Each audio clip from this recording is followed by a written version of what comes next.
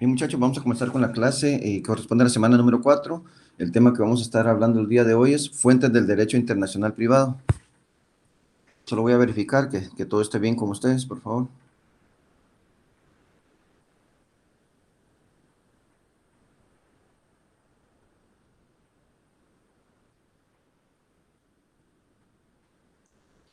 Gracias. Bien, entonces vamos a comenzar.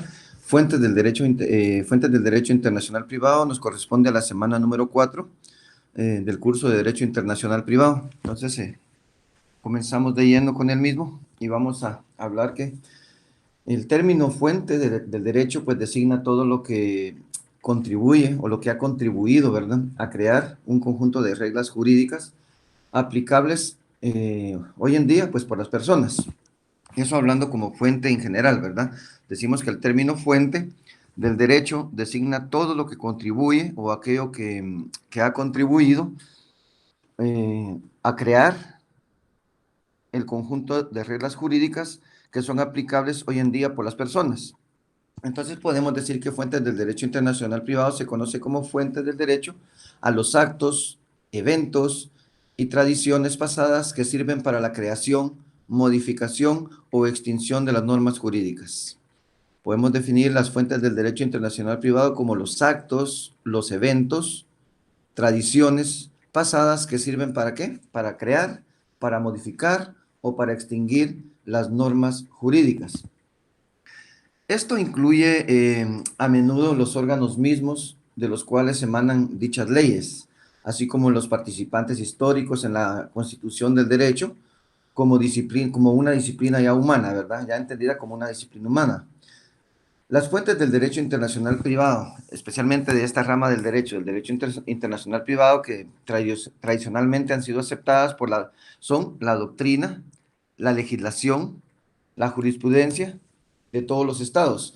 Pero en general y específicamente para el derecho internacional privado, podemos decir que como fuentes del derecho internacional privado son la ley interna, la costumbre, el tratado, la jurisprudencia, la doctrina, la tradición, el derecho romano, entre otros, ¿verdad? Dependiendo de los autores, cómo las clasifican, así van a encontrar una serie de clasificaciones, pero para efectos de nuestra clase vamos a ver como fuentes del derecho internacional privado las que a continuación vamos a desarrollar. Entonces decimos que como fuentes del derecho internacional privado, para efectos de nuestro curso, vamos a tomar la clasificación que tiene como fuentes del derecho internacional privado la ley interna, la costumbre, el tratado, la jurisprudencia, la doctrina y otras que vamos a mencionar al final de la clase, ¿verdad? Entonces, la primera fuente del derecho internacional privado, podemos decir que la primera fuente es la ley interna de cada estado. ¿Se recuerdan por la variedad legislativa que hemos estado hablando? Que al final de cuentas, esa variedad legislativa fue una de las causas de creación o del nacimiento del derecho internacional privado. Por lo tanto, la ley interna pues, se convierte en una de las primeras fuentes del derecho internacional privado. Y esta se refiere a la legislación propia de cada estado. Cada país tiene su legislación interna. ¿Normas para qué? Para solucionar conflictos o concurrencia de leyes, como en el caso del derecho internacional privado.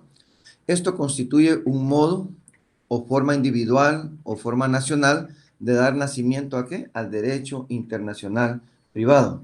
Dentro de ello, pues, esta fuente como ley interna podemos tomar como referencia de los artículos, que lo dije la semana pasada, lo vuelvo a repetir, artículos del 24 al 44 de la ley del organismo judicial, que me imagino ya las leyeron, ya leyeron una lectura. Artículo del 24 al 44 de la ley del organismo judicial.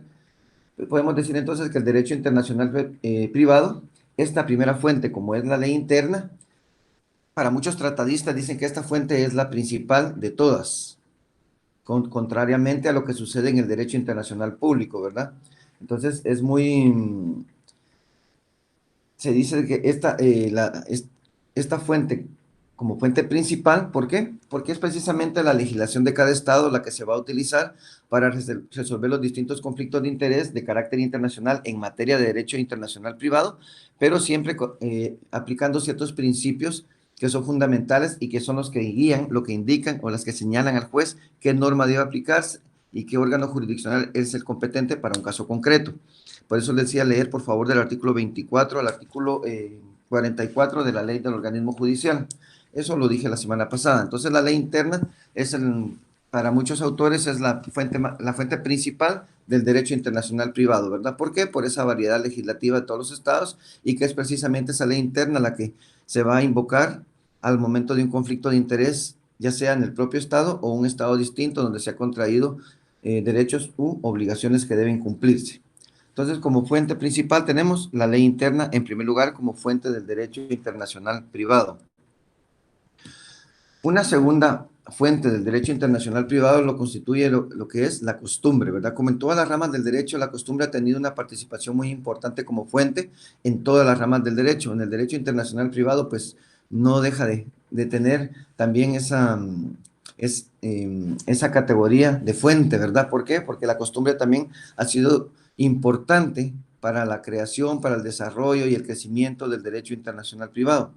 Y podemos decir la costumbre que es fuente del derecho internacional privado, aunque no con la misma importancia que en el derecho internacional público, pero sí es una fuente que ha coadyuvado o ha contribuido al crecimiento del derecho internacional privado. Y podemos definir la costumbre como aquí por el actuar o la repetición uniforme y prolongada en el tiempo de ciertos usos o actos de contenido jurídico en la esfera de las relaciones privadas, pero de carácter internacional. Podemos entender entonces la costumbre como el actuar o la repetición uniforme y prolongada en el tiempo de ciertos usos o actos de contenido jurídico en la esfera de las relaciones privadas, pero de carácter internacional. En ese sentido, de la aplicación precisamente constante de esta aplicación repetitiva, nacieron ciertos principios que por ejemplo, le dieron esa fuerza al derecho internacional privado, como es la autonomía de la voluntad, se respeta la autonomía de la voluntad de las personas, como es uno de los principios que se le denomina la regla locus regit actum, que significa el lugar donde rige el acto. Eso significa de que este principio de locus regit actum, a lo que significa es que le señala al abogado o al juez o a la persona individual en su participación en el derecho internacional privado, que donde vaya a celebrar un contrato debe cumplir con esos requisitos del lugar. Si cumple con esos requisitos, ese documento, ese instrumento se le va a dar un valor, ¿verdad? Entonces se van a adquirir derechos y obligaciones. Por ejemplo, si van a celebrar un contrato de compraventa de bien inmueble, unas computadoras, etcétera, lo van a hacer en Costa Rica, pero quien va a vender es de nacionalidad panameña y quien va a comprar de nacionalidad guatemalteca. La pregunta que podría surgir en Costa Rica, ¿pero podemos celebrar acá un contrato y que tenga validez, ya sea en Panamá o en Guatemala? Pues este principio lo dice, ¿verdad? La regla locus regit actum, que dice que todos los actos se van a regir por el lugar donde se vaya a realizar el mismo. Esos principios los vamos a ir viendo de aquí en adelante para que vayamos entendiendo cómo es que el derecho internacional privado señala o indica dónde o cómo o si puedo celebrar una relación jurídica en un determinado lugar o de determinado contenido.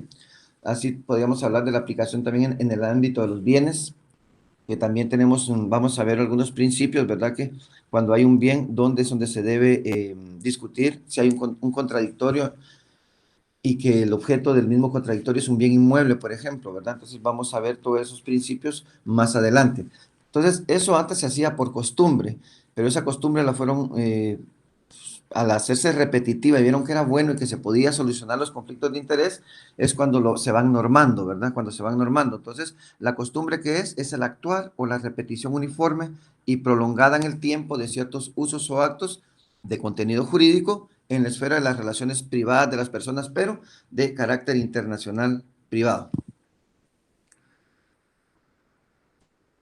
Otra fuente del derecho internacional privado es lo que conocemos como el tratado o los tratados, ¿verdad?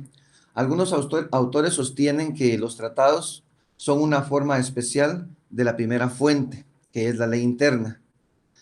Algunos lo mencionan de esa manera, pero es posible que intelectualmente así sea, pero en su origen no se puede afirmar que haya nacido de iniciativa interna como la ley interna. ¿Por qué? Porque los tratados muchas veces vienen, son propuestas que se hacen a nivel internacional y se los envían a los estados para que los puedan aplicar o introducir en su normativa interna. pero ya son los estados los que deciden si lo acogen o no lo acogen. Por eso es que hay un poquito de contradicción en el sentido de decir que, como dicen algunos autores, que los tratados son una forma especial de la primera fuente, que es la ley interna, pero recordemos que la ley interna sí nace dentro del Estado, nace en nuestro caso por un órgano que el Estado se le encarga, como es el organismo legislativo, mientras que los tratados muchas veces son propuestos por Naciones Unidas u otras organizaciones internacionales, y ese es el Estado el que decide si lo toma en cuenta o no lo toma en cuenta. Por eso no mucho comparto el tema de estos autores cuando dicen que el tratado es una forma especial de la primera fuente, como es la ley interna, ¿verdad?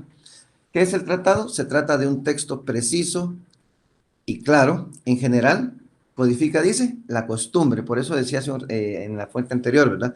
Que cuando ya se ha ido dando repetitivamente y se ve que eso es bueno, lo que se está aplicando y que ayuda o coayuda a solucionar los distintos conflictos de interés, ¿cuál es el paso siguiente? Normarlo. Si es bueno, normarlo, ¿verdad? Entonces, el tratado se trata de un texto preciso y claro y que en general dice codifica la costumbre. Aquello que ha sido bueno y que lo hemos estado aplicando por caballerosidad, de forma recíproca, mejor normémoslo, así nadie va a poder después decir que ya no se puede aplicar porque ya va a quedar plasmado en un tratado, ¿verdad?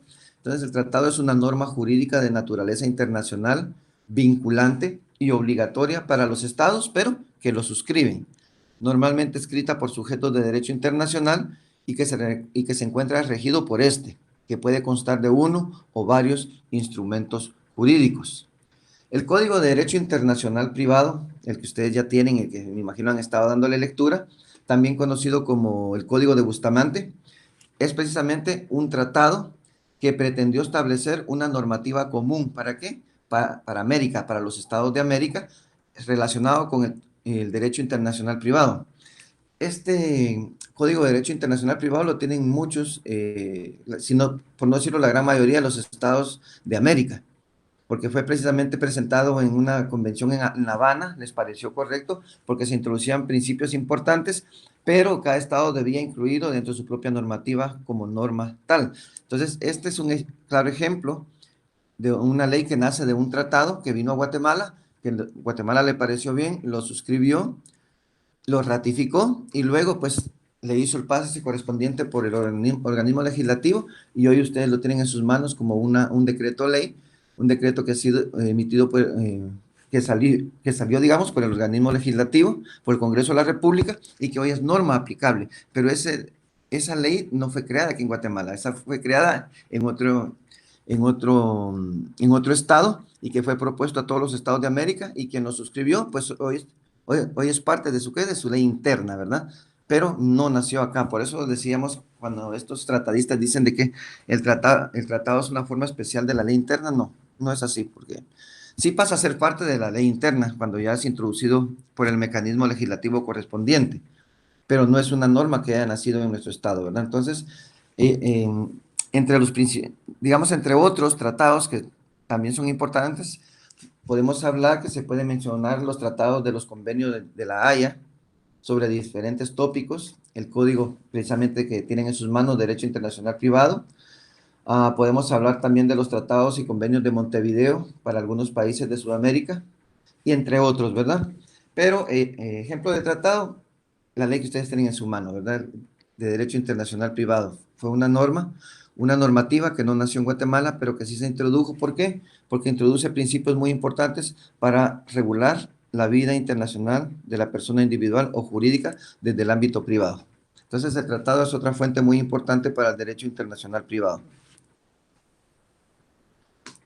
Luego tenemos otra fuente importantísima como lo constituye la jurisprudencia, ¿verdad? Como en todas las ramas del derecho, la jurisprudencia pues no se queda fuera. Ya creo que ustedes a este nivel que ya están casi por cerrar, por terminar sus semestres académicos y ya dar un paso para buscar la meta final que es graduarse de abogados y notarios, ¿verdad? Ya la jurisprudencia para ustedes eso es bien conocido, ¿verdad? ¿Qué entendemos por jurisprudencia? Se le llama también fallo judicial, tanto nacional como internacional.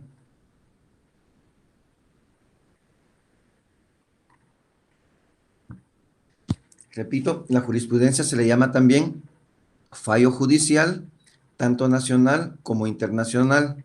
Es un medio de qué? De penetración importante en la práctica jurídica de las diferentes naciones.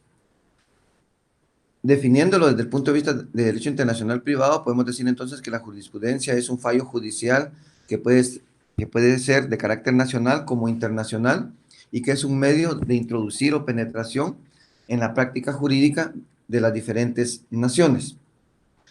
Los estados que tienen, diríamos, los estados que tienen una vida comercial muy activa a nivel internacional, pues cuentan con una jurisprudencia mucho más desarrollada, ¿verdad? ¿Por qué? Porque constantemente ese desarrollo a nivel comercial va creando mucha jurisprudencia que se puede aplicar, que puede empezar como una costumbre, como un uso repetitivo, pero que puede, al darse cuenta que sí funciona y que puede ser aplicable y que ayuda a solucionar los distintos conflictos de interés, pues en un momento determinado eso puede convertirse en una jurisprudencia, ¿verdad? Entonces la jurisprudencia es esencialmente ¿qué? Dinámica, permite al juzgador que examinar cada día nuevos ángulos de aplicación o interpretación de una ley o un precepto legal determinado. Repito, la jurisprudencia es esencialmente dinámica, que le permite al juzgador examinar cada día nuevos ángulos de aplicación o interpretación de una ley o de un precepto legal determinado. Y en cuanto a la jurisprudencia normal, que hemos aprendido anteriormente en otros semestres, de acuerdo a nuestra normativa interna, pues sabemos que la jurisprudencia pues son esos fallos judiciales, ¿verdad? A nivel interno. ¿Quiénes pueden originar o crear jurisprudencia? ¿Qué fallos son los que originan jurisprudencia? Pues los fallos de la Corte Suprema de Justicia y los fallos de la Corte de Constitucionalidad, ¿verdad? Ya ustedes ya saben cuántos fallos se necesitan de la Corte Suprema de Justicia para que esos fallos se tomen como jurisprudencia. Y ya ustedes saben cuántos fallos se necesitan de la Corte de Constitucionalidad para que esos fallos se conviertan en jurisprudencia, ¿verdad? Eso se los dejo ahí de tarea para que si no lo recuerdan, que lo investiguen y que puedan tener bien claro cuántos fallos se necesitan para crear jurisprudencia, tanto por la Corte Suprema de Justicia como por la Corte de Constitucionalidad, que son los únicos que pueden crear jurisprudencia. Otra fuente que ha contribuido o ha coadyuvado para el crecimiento del derecho internacional privado, definitivamente es la doctrina también, ¿verdad? La doctrina es el resultado de la labor intelectual científica de los estudiosos del derecho. La doctrina no es más que el resultado de la labor intelectual científica de los estudiosos del derecho.